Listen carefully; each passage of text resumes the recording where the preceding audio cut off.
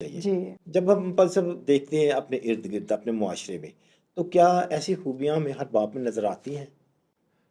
ظہور صاحب یقیناً ہم جو عام طور پہ دیکھتے ہیں آئیڈیلزم کے، اسپیشلی ماڈرنزم میں آئیڈیلزم کے شکار ہیں، پرفیکٹ کوئی بھی نہیں ہے۔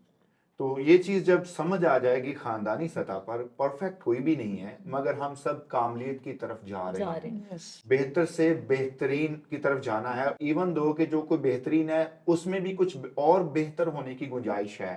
پرفیکٹ تو کوئی بھی باپ نہیں ہے یا کوئی بھی ماں نہیں ہے۔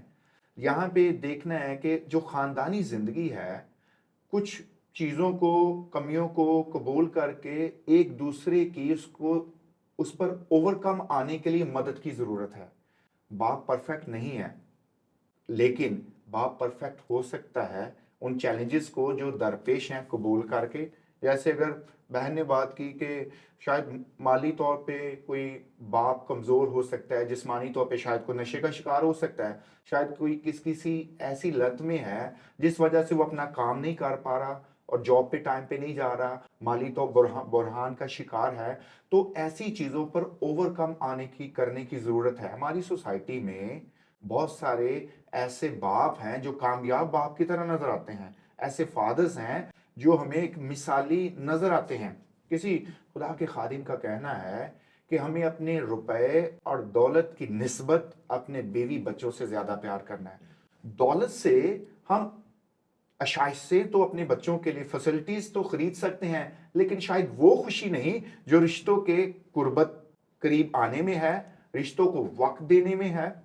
باپ میں لاکھ خامیاں ہو سکتی ہیں، مگر ان خامیوں کو کسی اور نے آ کر دور نہیں کرنا ہے، انہوں نے خود ہی دور کرنا ہے۔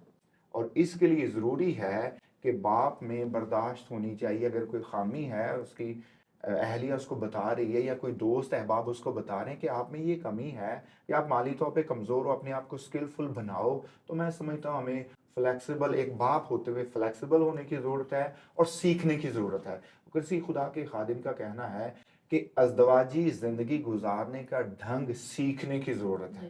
یہ جبلتی طور پر ہم میں ڈیولپ نہیں ہوگی۔ ہاں، ایک طرح سے تو ہم نے اپنے ماں باپ کو، اپنے خاندان کو رن کرتے ہوئے دیکھا ہوتا ہے، مگر اس طور پہ نہیں جو میں اپنی سمجھ سے جیسے اپنے خاندان کو رن کر رہا ہوں۔ میرے باقی بھائی جو 5 ہیں، وہ اپنی طور پہ اپنی انڈرسٹینڈنگ، اپنی سمجھ کے مطابق اپنے خاندانی معاملات معاشی طور پر، اپنے بچوں کے فیصلے اور روحانی طور پہ چیزوں کو کر رہے ہیں۔ دوسری طرف میں ہوں، میں اپنی سمجھ، اپنے ایمان اور اپنی انڈرسٹینڈنگ اور اپنی استعداد کے مطابق اپنے خاندان کے لیے فیصلے کر رہا ہوں۔ اس طرح میرے خیال میں جو ایک بڑے خاندان میں مختلف فیملیز ہیں، وہ ایک دوسرے کے سیٹ اپ کو دیکھ کر، ایک دوسرے کو گرو کرتے ہوئے دیکھ کر کچھ اقدامات اٹھا کر خود بھی ترقی کی راہ پر گامزن ہو سکتے ہیں۔ اور